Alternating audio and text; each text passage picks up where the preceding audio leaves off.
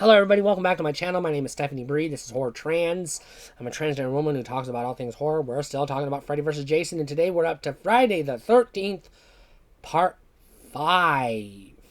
A New Beginning, I think it's called. I don't know. These movies have subtitles, but they're like the Star Trek subtitles. You have to Google them because they're all confusing. Anyways, I think it's called A New Beginning. So basically, we're still continuing on with Tommy Jarvis, who's having a nightmare flashback to Jason.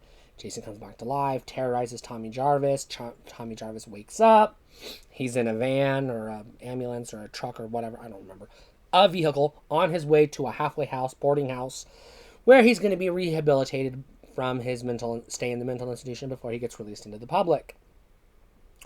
We get a bunch of unlikable cookie cutter teenagers. I'm not going to be able to name. There's hot chick who break dances. She's the only one that stands out because she break dances. There's another fat kid. There's another big tits. There's another perv. It's the standard fare. You know, it is what it is.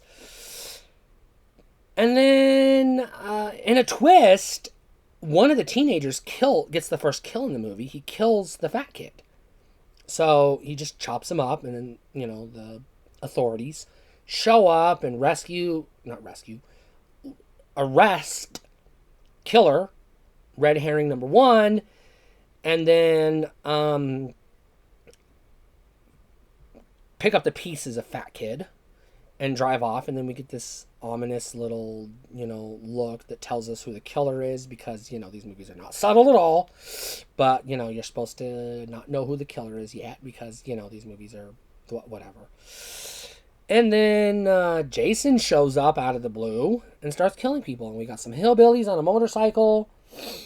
And so he decapitates one of the hillbillies. And we got a black kid who's on a date with a chick and a little boy who's in the movie, black boy. I don't remember his names. I'm trying to be respectful, but at the same time, they're forgettable.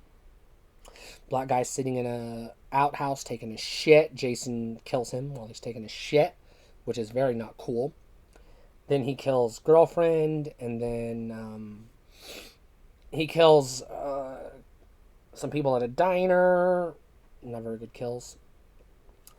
Waitress, I think it is, and her date, who's kind of a dick. And then he kills the pervy kids having sex in the woods because, of course, you have sex, you die. And he kills hot chick who does the breakdancing.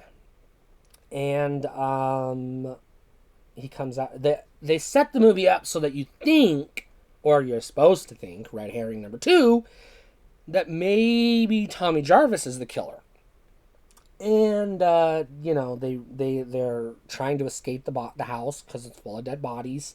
It's in the rain. It's nighttime. Jason shows up. Tommy Jarvis kills Jason. They take the hockey mask off in a first for these movies, and we find out it wasn't Jason. It was red herring number two all along. It actually wasn't a red herring. It was ominous guy from earlier in the movie because apparently he was fat kid's dad or guardian or cousin, or I don't fucking know.